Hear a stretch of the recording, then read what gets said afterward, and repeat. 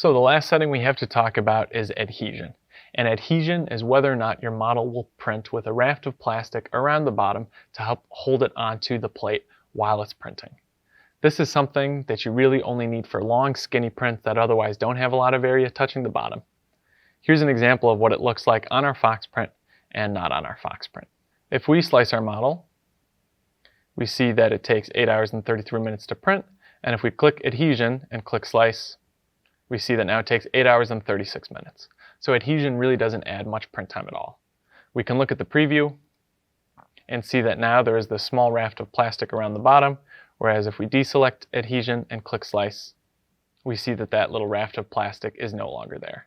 So for most prints that have any kind of flat bottom or large bottom that is actually touching the plate, you don't need an adhesion plate, but if you are printing something skinny, you might want to add one just to be safe.